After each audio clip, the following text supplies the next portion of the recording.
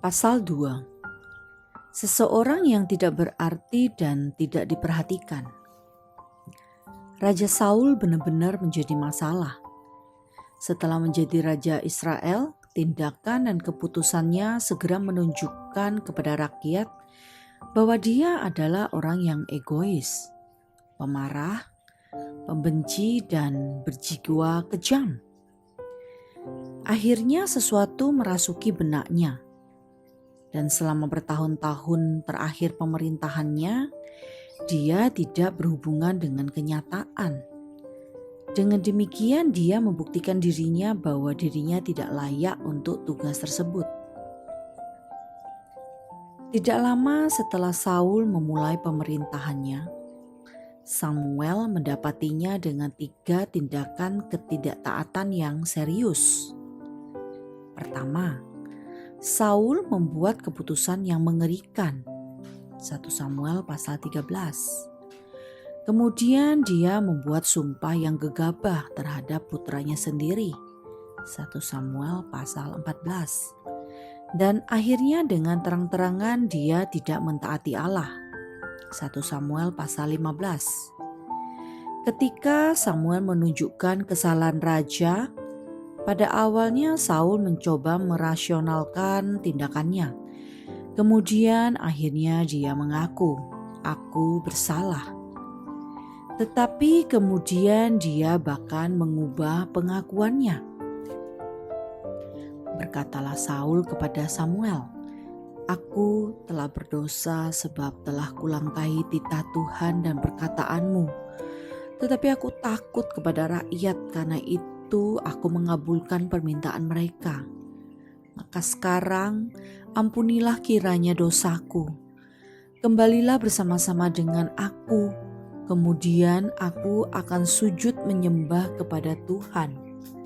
1 Samuel pasal 15 ayat 24 sampai 25.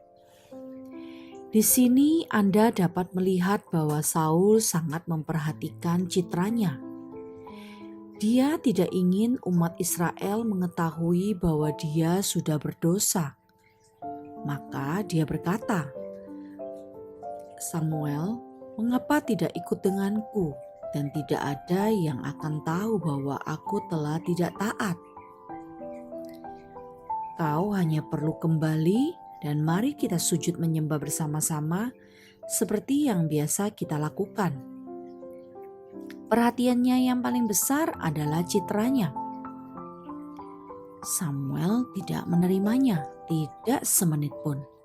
Jawabannya, teguran yang terus terang yang tidak akan pernah Saul lupakan. Tetapi jawab Samuel kepada Saul, "Aku tidak akan kembali bersama-sama dengan engkau, sebab engkau telah menolak firman Tuhan. Sebab itu Tuhan telah menolak engkau sebagai raja atas Israel." Ketika Samuel berpaling hendak pergi, maka Saul memegang punca jubah Saul tetapi terkoyak. Kemudian berkatalah Samuel kepadanya, "Tuhan telah mengoyakkan daripadamu jabatan raja atas Israel pada hari ini, dan telah memberikannya kepada orang lain yang lebih baik daripadamu." Lagi sang mulia dari Israel tidak berdusta, dan ia tidak tahu menyesal, sebab ia bukan manusia yang harus menyesal. Tetapi kata Saul, "Aku telah berdosa, tetapi tunjukkanlah juga hormatmu kepadaku sekarang di depan para tua-tua bangsaku dan di depan orang Israel. Kembalilah bersama-sama dengan aku, maka aku akan sujud menyembah kepada Tuhan Allahmu." 1 Samuel pasal 15 ayat 26 sampai 30. Saul, si pembuat rasional yang hebat, membujuk lagi, "Lihatlah Samuel, kau sudah menangkap basah tindakanku dan aku sudah mengakuinya diam-diam. Sekarang mengapa kau tidak kembali bersamaku dan kita akan bersikap seolah-olah tidak ada yang terjadi?" Tetapi Samuel, orang yang memiliki integritas atau tulus, melihat melampaui segala hal. Dengan jelas Saul telah mengecewakan Allah. Maka Samuel berkata kepada raja itu, "Aku tidak akan mempermalukanmu di depan rakyat. Aku akan kembali dan melaksanakan upacara penyembahan persembahan kurban ini. Tetapi Saul, itulah hari terakhir aku mau melihatmu."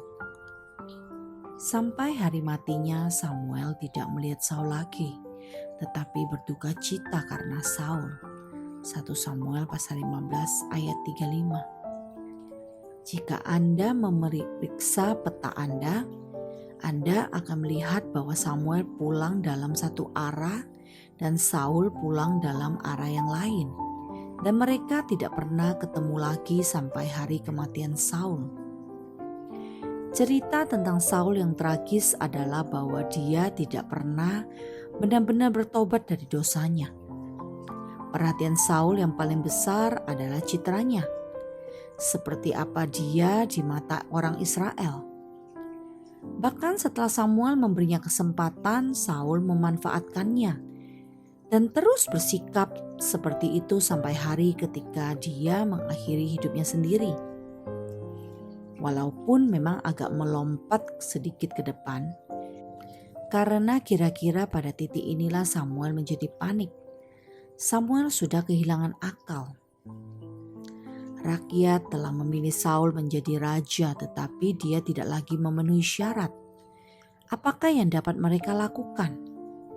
Israel dikelilingi oleh musuh-musuh dan mereka memerlukan seseorang yang memegang tongkat kekuasaan.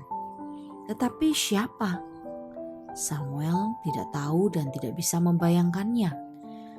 Orang Israel juga tidak ada yang tahu kecuali Allah. Manusia menjadi panik, Allah menyediakan. Yang tidak disadari Samuel, yang sering tidak kita sadari ialah bahwa di belakang peristiwa itu, sebelum dia menggantung bintang-bintang di angkasa, keadaan hari ini sudah ada di dalam benak Allah. Keadaan minggu ini sudah ada di dalam benaknya. Sebenarnya Anda ada di dalam benaknya. Dan dia tahu persis apa yang akan dia lakukan. Allah tidak pernah tidak tahu apa yang akan dia lakukan di dalam situasi-situasi kita. Dia tahu dengan sempurna apa yang terbaik bagi kita. Masalah kita ialah kita tidak tahu. Dan kita berkata kepadanya, "Tuhan, kalau saja Engkau memberitahukanku, maka aku akan berada di dalam kondisi yang sangat baik. Nyatakan saja kepadaku, jelaskan rencanamu kepadaku dan aku akan mempercayaimu." Tetapi itu bukanlah iman. Iman adalah percaya kepadanya ketika kita tidak tahu apa yang akan terjadi esok. Ketika putra-putri Allah gagal, tidak ada bagian Allah yang gagal. Ketika putra-putri Allah berubah, tidak ada bagian Allah yang berubah. Ketika seseorang mati, tidak ada bagian Allah yang mati. Ketika kehidupan kita berubah karena hal-hal yang tidak diharapkan, tidak ada bagian Allah yang berubah atau tidak diharapkan. Nabi Yesayalah yang menuliskan, "Sebelum mereka memanggil, aku sudah menjawab. Ketika mereka sedang berbicara, aku sudah mendengarkannya." Yesaya 65 ayat 24. Bahkan sebelum engkau mengucapkan sepatah kata pun, Allah berjanji, "Aku sedang memberi jawaban." Sebenarnya, ketika engkau sedang berbicara, aku sudah memberikan hal yang sudah kurencanakan dari awal. Allah tahu persis apa yang akan dia lakukan, dan tidak ada yang dapat menghalangi Allah untuk melaksanakannya. Itulah bagian yang indah dari kisah ini.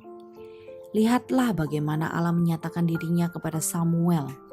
Dia berfirman, Berapa lama lagi engkau berduka cita karena Saul? Bukankah ia telah kutolak sebagai raja atas Israel? Isilah tabung tandukmu dengan minyak dan pergilah.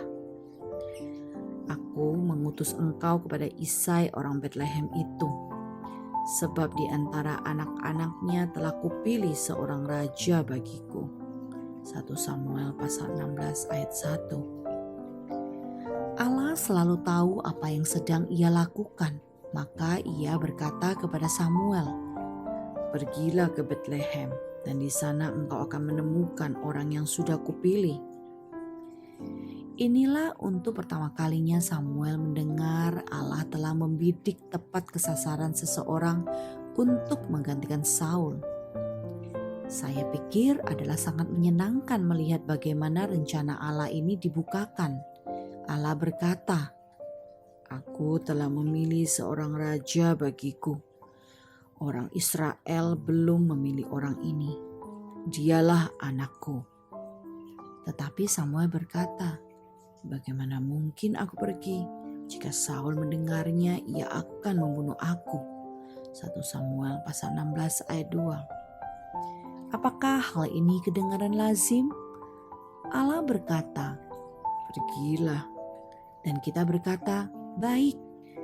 Kemudian sebelum kita bangkit kita berkata, "Nah, tunggu dulu Tuhan, bagaimana mungkin aku melakukannya?" Apakah masalah yang sedang dihadapi Samuel? Dia dilanda kepanikan. Dia ketakutan. Di manakah mata Samuel? Ya, matanya tentu tidak melihat Allah. Matanya tertumpu hanya kepada Saul.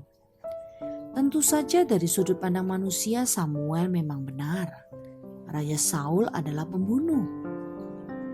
Tetapi Allah sadar betul dengan keadaan itu. Lagi pula Saul adalah orang yang akan Allah pakai untuk membentuk kehidupan Daud pada tahun-tahun peralihan di antara domba dan tatah. Jadi dia sangat mengenal Saul. Ngomong-ngomong, apakah Anda memiliki seorang Saul di dalam kehidupan Anda? Apakah ada seseorang yang mengganggu dan menggaruk-garuk, mengasah, mencakar dan menyusahkan Anda? Allah tahu semua itu. Walaupun tampak aneh, orang itu adalah bagian dari semua rencananya. Tuhan tidak menjawab pernyataan Samuel mengenai Saul. Sebaliknya dia berfirman, "Bawalah seekor lembu muda dan katakan, aku datang untuk mempersembahkan korban kepada Tuhan." Kemudian undanglah Isai ke upacara pengorbanan itu. Lalu aku akan memberitahukan kepadamu apa yang harus kau perbuat.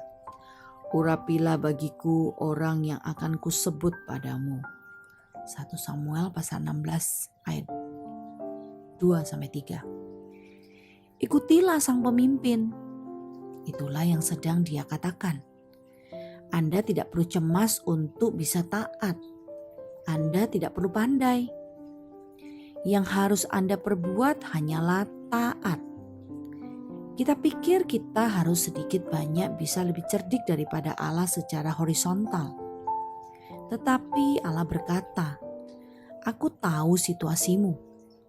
Aku memberitahukan kepadamu tepat apa yang harus kau lakukan. Maka lakukanlah. Bawalah seekor lembu muda, pergilah kepada Isai. Persembahkanlah korban dan lihatlah ke sekeliling.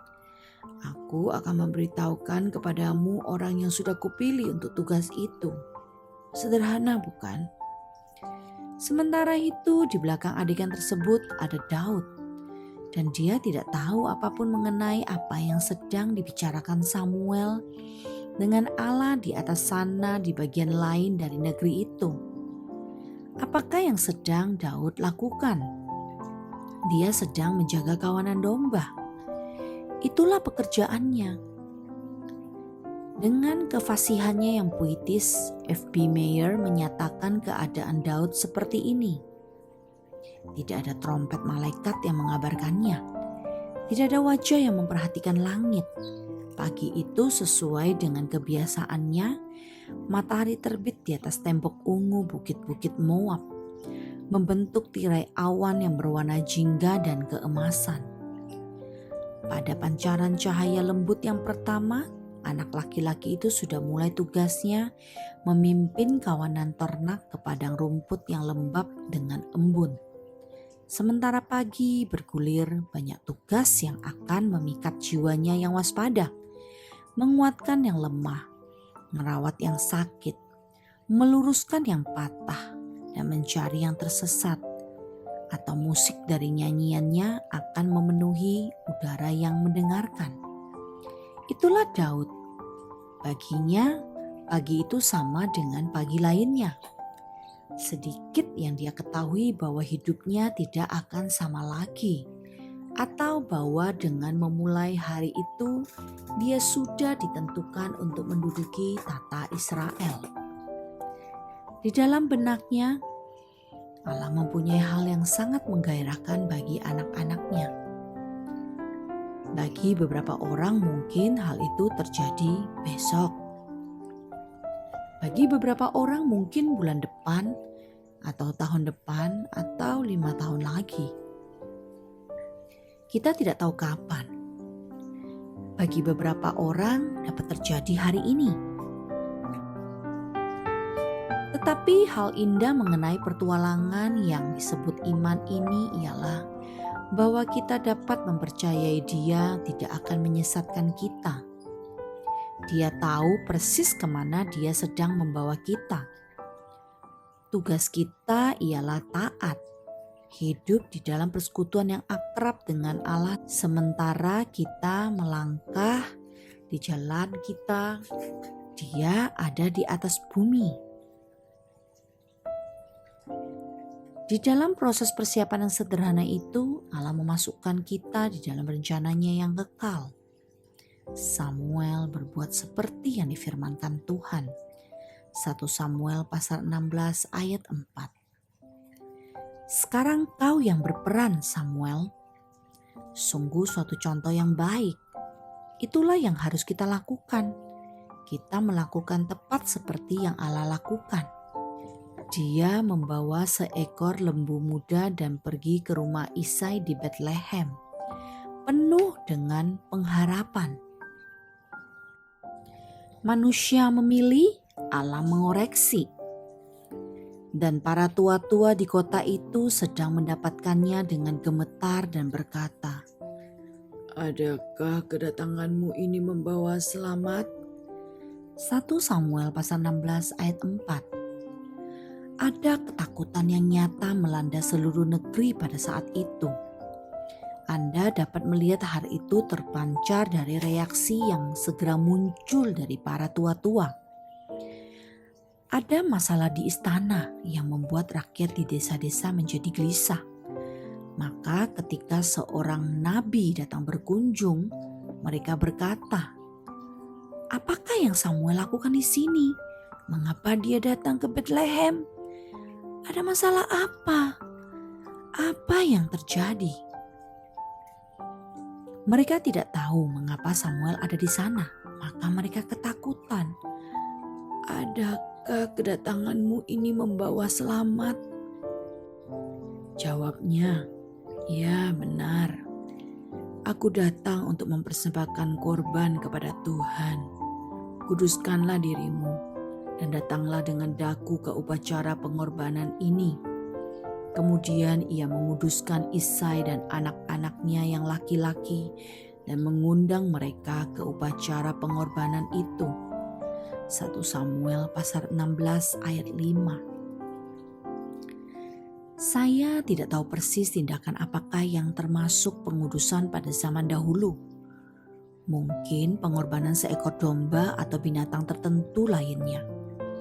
Mungkin mencakup liturgi penyucian tertentu untuk membersihkan diri mereka.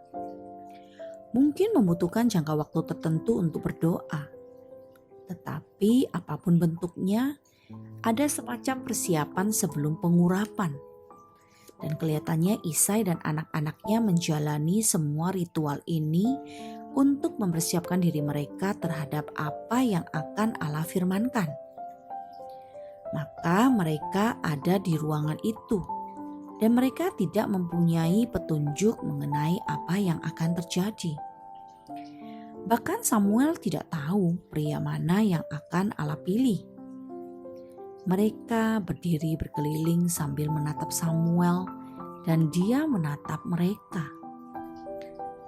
Ketika mereka itu masuk dan Samuel melihat Eliab, lalu pikirnya, sungguh di hadapan Tuhan sekarang berdiri yang diurapinya. 1 Samuel pasal 16 ayat 6. Hei, pasti itu orangnya, pikir Samuel. Dia tidak mengucapkannya, tetapi itulah yang dipikirkannya.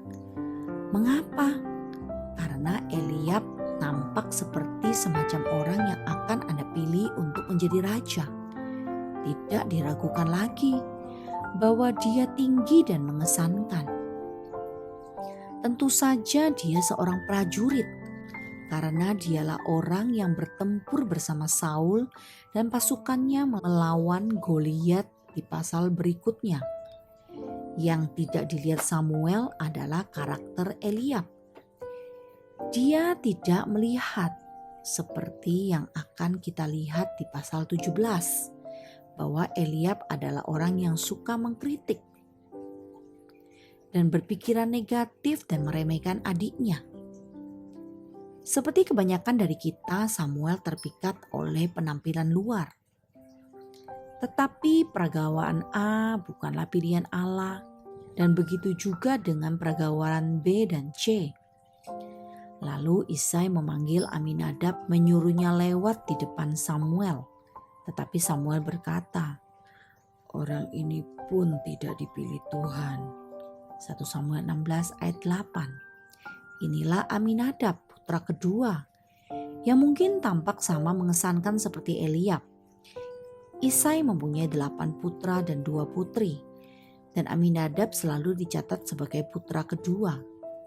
Tetapi Allah memberitahu Samuel, bukan itu orangnya. Kita tidak diberitahu alasannya. Kita hanya diberitahu bahwa bukan dia orangnya. Untuk alasan tertentu, Aminadab juga tidak memiliki kualitas seorang raja. Kemudian datang peragawan C. Kemudian Isai menyuruh Syama lewat. Tetapi Samuel berkata, orang ini pun tidak dipilih Tuhan. 1 Samuel pasal 16 ayat 9. Kemudian dengan tiba-tiba di tengah-tengah parade kemungkinan itu kita menemukan prinsip Allah dalam memilih. Bacalah kalimat berikut dengan cermat. Berfirmanlah Tuhan kepada Samuel, janganlah pandang parasnya atau perawakannya yang tinggi, sebab aku telah menolaknya. Bukan yang dilihat manusia, yang dilihat Allah. Manusia melihat apa yang di depan mata. Secara literal orang Ibrani berkata, manusia melihat wajah, tetapi Tuhan melihat hati. 1 Samuel pasal 16 ayat 7. Jika saya bisa mengubah satu hal mengenai fokus atau visi saya, maka hal inilah yang akan saya ubah. Saya ingin melihat orang lain bukan dengan melihat wajahnya, tetapi hatinya. Tetapi hanya Allah yang bisa melakukannya. Maka kita harus memandang kepadanya, agar dengan fokus kita yang terbatas, Dia memberikan ketajaman yang seperti itu. Karena kita tidak memilikinya di dalam diri kita. Karena itulah Allah berfirman, Samuel, inilah prinsip dalam memilih. Dan karena itulah aku terus mengatakan tidak. Dia melihat Eliab, Aminadab, Syama dan putra-putra Isai lainnya sebagaimana adanya mereka. Dia melihat hati mereka. Ingatlah, Allah telah berfirman, aku telah memilih orangku, aku akan menunjukkannya. Dan kembali ke pasal 13, Allah berfirman, aku Aku sedang mencari seorang yang berkenan di hatiku. Aku sedang mencari orang itu. Dia tahu persis siapa orang itu.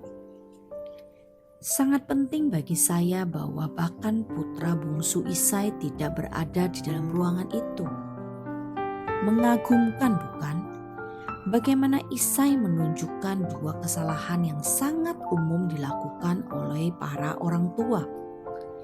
Kesalahan pertama, dia tidak memberikan penghargaan yang sama kepada semua anaknya. Dan kesalahan kedua, dia gagal menumbuhkan rasa saling menghargai di antara mereka. Isai melihat putra bungsunya tidak lebih dari seorang penjaga domba. Manusia lupa, Allah tetap ingat. Lalu Samuel berkata kepada Isai, "Inikah anakmu semuanya?" Jawabnya, "Masih tinggal yang bungsu, tetapi sedang menggembalakan kambing domba."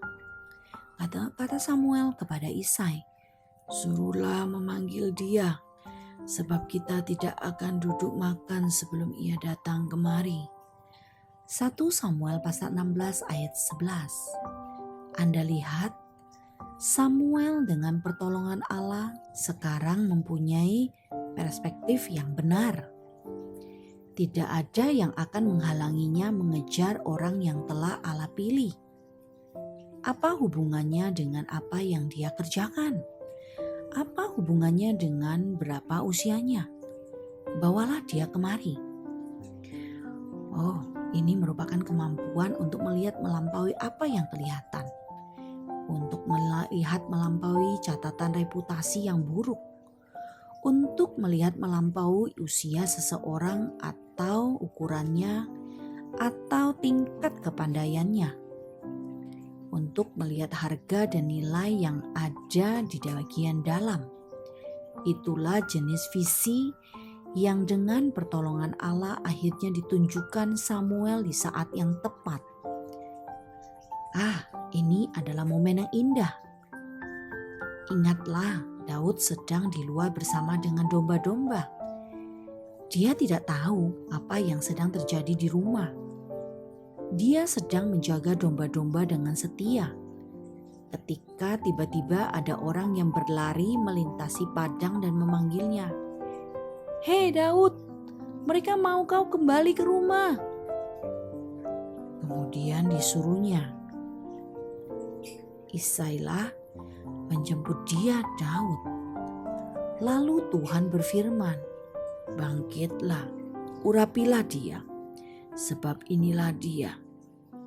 Samuel mengambil tabung tanduk yang berisi minyak itu dan mengurapi Daud di tengah-tengah saudara-saudaranya. 1 Samuel 16 ayat 12-13. Inilah Daud, hanya seorang remaja. Dia memasuki rumah, masih tercium seperti domba. Tetapi tiba-tiba seorang pria tua mendekatinya dengan terpincang-pincang dan menumpahkan minyak ke atas kepalanya. Minyak itu menetes turun ke rambutnya dan jatuh di atas lehernya. Yosefus si sejarawan mengatakan bahwa Samuel yang tua berbisik di telinganya tentang arti dari simbol itu. "Engkau akan menjadi raja berikutnya." Apakah yang Daud lakukan? Apakah yang sesungguhnya Anda lakukan di dalam situasi seperti itu? Maksud saya, Anda tentu tahu peristiwa itu tidak terjadi setiap hari lainnya. Cara Allah sangat ajaib, bukan? Pada momen yang paling mengejutkan, hal yang paling besar terjadi. "Engkau akan menjadi raja berikutnya." Apa yang ia lakukan? Nah, saya senang melaporkannya. Dia tidak pergi ke toko terdekat dan mencoba-coba mahkota. Dia tidak memesan satu set kartu bisnis yang baru sambil memberitahu pencetaknya, "Ganti kata gembala menjadi raja terpilih." Dia tidak memilih lencana yang bertuliskan, Akulah orang baru tersebut. Dia tidak meminyaki kereta perang lalu memacunya dengan cepat melintasi jalan-jalan di Bethlehem sambil berteriak, "Akulah pilihan Allah. Anda sedang melihat pengganti Saul." Apakah yang dia lakukan? Nah, lihatlah ayat 17-19. Nanti kita akan melihat ayat-ayat ini lagi. Tetapi untuk saat ini, izinkanlah saya menunjukkan kepada Anda apa yang Daud lakukan setelah dia terpilih menjadi raja. Karena hal itu memberitahu banyak alasan mengapa Allah memilihnya. Berkatalah Saul kepada hamba-hambanya itu, "Carilah bagiku seorang yang dapat main kecapi dengan baik. Bawalah dia kepadaku." Berkatalah Saul kepada hamba-hambanya itu, "Carilah bagiku seorang yang dapat main kecapi dengan baik dan bawalah dia kepadaku." 1 Samuel 16 ayat 17. Saul tertekan, maka dia berkata, "Bawakan aku seorang pemusik yang dapat membuatku merasa lebih baik."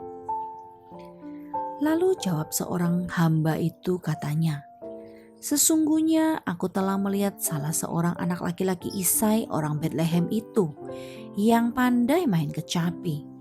Ia seorang pahlawan yang gagah perkasa, seorang prajurit yang pandai bicara, elok perawakannya, dan Tuhan menyertai dia." Kemudian Saul mengirim suruhan kepada Isai dengan pesan, "Suruhlah kepadaku anakmu Daud yang ada pada kambing domba itu." 1 Samuel 16 ayat 18-19. Jangan mengabaikan kata-kata yang terakhir tersebut. Dia segera kembali kepada domba-dombanya, bahkan setelah diurapi menjadi raja. Kemudian pada pasal berikutnya, ketika ada pertempuran antara Israel dan raksasa orang Filistin, Goliat di lembah Tarbantin, kita melihat Daud kembali. Daudlah yang bungsu. Jadi ketika anak yang besar-besar itu pergi mengikuti Saul, tetapi Daud selalu pulang daripada Saul untuk menggembalakan domba ayahnya di Bethlehem. 1 Samuel pasal 17 ayat 14-15. Hei, sekarang Daud adalah pemusik raja. Mengapa dia masih tetap menggembalakan kawanan ternak ayahnya? Ya, kalau Anda mempunyai hati seperti hati Daud, itulah yang Anda lakukan. Itulah pekerjaannya. Dia melakukannya dengan setia. Tidak ada perbedaan walaupun Samuel telah mengurapinya dengan minyak. Dia tidak menjemur tabung tanduk itu dan menggantungkannya di depan tendanya. Dia tidak mengharapkan perlakuan yang istimewa dari orang lain. Tidak.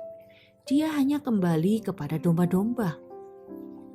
Dan ketika raja berkata, "Marilah ke sini dan mainkan musik untukku," Daud berangkat dan memainkan sedikit musik. Dan ketika dia selesai memainkannya, dia berpikir, "Hei, aku harus kembali kepada domba-dombaku. Itulah pekerjaanku." Daud cukup peka untuk mendengar suara bisikan Allah, "Engkau akan menjadi raja berikutnya." Tetapi begitu momen penting itu selesai dan lampu-lampu dipadamkan, dengan rendah hati dia kembali kepada domba-dombanya. Sebenarnya orang-orang harus menariknya dari domba-domba itu untuk membuatnya melakukan hal-hal yang berhubungan dengan ketenaran. Saya pikir sebenarnya itulah salah satu sebabnya dia menjadi seorang yang berkenan di hati Allah. Dia selalu dapat dijangkau, selalu dapat dipercaya, selalu murni dan selalu mengerjakan hal-hal kecil dengan setia. Allah berfirman, kita memberi respon. 3 pelajaran yang tidak mempunyai batas waktu berbunyi di dalam benak saya ketika saya melihat 3 peristiwa penting ini di dalam kehidupan Daud. Pertama, ketika dibukakan, solusi dari Allah sering aneh dan sederhana. Kita mencoba membuat Allah menjadi kompleks dan rumit, padahal Dia tidak begitu. Di tengah kerumitan dengan Saul dan Tata, Allah hanya berkata kepada Samuel, "Pergilah ke tempat yang kuperintahkan." Aku sudah mempunyai jawaban yang sederhana. Seorang yang baru, ikuti saja aku. Aku akan menunjukkan kepadamu. Jangan membuat pelaksanaan kehendak Allah menjadi rumit. Tidak rumit. Tetaplah terbuka kepada solusinya yang aneh tetapi sederhana. Kedua, promosi yang Allah berikan biasanya mendadak dan mengagetkan. Maka bersiaplah. Pada saat Anda paling tidak mengharapkannya, berkat Allah akan datang. Sama seperti kedatangan anaknya dari surga. Dengan tiba-tiba dan mengejutkan, Dia akan membelah awan dan bersama-sama dengan kita. Pada saat kita paling tidak mengharapkannya, Dia akan datang seperti pencuri pada malam hari. Dan begitu juga dengan promosi-promosinya. Dia memperhatikan Anda ketika Anda melakukan pekerjaan dengan setia. Dan Dia berkata kepada Anda, "Aku tahu apa yang sedang aku lakukan. Pada momen yang tiba-tiba dan mengejutkan, maka bersiaplah. Aku tahu di mana kau berada dan aku tahu bagaimana menemukanmu. Bersiap-siaplah sementara kau melaksanakan pekerjaanmu." Terakhir, seleksi-seleksi Allah selalu berdaulat dan pasti, maka pekalah. Hal itu berlaku ketika Anda memilih teman hidup dan sama juga ketika Anda kehilangan teman hidup. Hal itu berlaku ketika kita pindah dari satu tempat ke tempat yang lain. Walaupun pada saat itu kita menyangka bahwa kita akan tetap menetap di sana selama 10 tahun lagi. Hal itu juga berlaku bagi orang-orang yang ditunjuk Allah untuk menggantikan orang lain. Betapa mudahnya menyalahartikan pilihan-pilihan Allah. Betapa pentingnya ketika kita tergoda untuk melakukan hal itu, kita mengingatkan diri sendiri bahwa pilihan-pilihannya berdaulat dan pasti. Allah sedang mencari di kota Anda, daerah Anda, lingkungan Anda, dan Dia sedang mencari anaknya yang kepadanya Allah dapat berkata, "Engkau milikku. Aku ingin memakaimu di sana, karena engkau membuktikan dirimu setia di sana." Yang menjadi perbedaannya hanya posisi geografis kita. Panggilan kita adalah untuk menjadi setia di dalam tugas-tugas yang menuntut, baik di dalam pendidikan, pernikahan, pekerjaan, atau hanya di dalam kehidupan yang berat dan membosankan. Seperti itulah pria dan wanita yang ingin Allah pakai. Tahun 1809 adalah tahun yang sangat baik. Tentu saja orang-orang yang hidup pada tahun itu tidak mengetahuinya. Hanya sejarahlah yang menceritakan kisah itu. Mereka yang hidup pada tahun 1809 memusatkan perhatiannya kepada Napoleon yang berbaris melintasi Austria seperti api melintasi sebidang lahan gandum di Kansas. Sementara kampung-kampung, desa-desa, dan kota-kota jatuh ke dalam genggamannya, orang-orang mulai bertanya-tanya, apakah suatu hari seluruh dunia akan jatuh ke dalam genggaman tangannya? Selama jangka waktu yang sama, beribu-ribu bayi lahir di Inggris dan Amerika. Tetapi siapa yang peduli dengan bayi-bayi, botol-botol minum, tempat tidur bayi, buayan bayi, sementara Napoleon sedang beraksi di Austria? Ya, harus ada yang peduli. Karena pada tahun 1809, William Gladstone lahir di Liverpool. Alfred Tennyson memulai hidupnya di Lincolnshire. Oliver Wendell Holmes menangis pertama kalinya di Cambridge, Massachusetts. Beberapa mil dari Boston, Edgar Allan Poe memulai persinggahannya yang singkat dan tragis di dunia. Pada tahun yang sama, Charles Robert Darwin dan Robert Charles Winthrop menggunakan popok mereka yang pertama. Dan di sebuah kamar kayu yang kecil di Hardin County, Kentucky, seorang guru buta huruf dan istrinya menamakan bayi mereka yang baru lahir Abraham Lincoln. Kehidupan para negarawan, penulis, dan pemikir ini akan menandai permulaan suatu zaman. Tetapi tidak ada yang peduli dengan orang-orang yang tidak berarti tersebut ketika Napoleon sedang bergerak melintasi Austria. Hal yang aneh ialah sekarang hanya para penggemar sejarah yang dapat menyebutkan satu nama pertempuran yang Napoleon alami di Austria. Tetapi tidak ada kehidupan dari seseorang yang hidup saat itu yang tidak tersentuh dengan cara tertentu dari kehidupan orang-orang yang namanya baru saja saya sebutkan tersebut. Waktu itu tidak ada yang memperhatikan. Seandainya Anda dan saya adalah orang Yahudi yang hidup pada tahun 1020 sebelum Masehi, mungkin hal yang sama juga terjadi pada kita. Semua perhatian kita akan difokuskan pada seorang pria bernama Saul, raja pertama Israel. Dia adalah titik pusat dunia Yahudi pada waktu itu. Dia memimpin negeri itu dengan keras.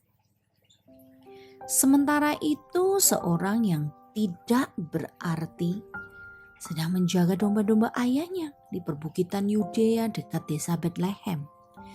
Seorang anak laki-laki bernama Daud yang tidak diperhatikan orang kecuali Allah.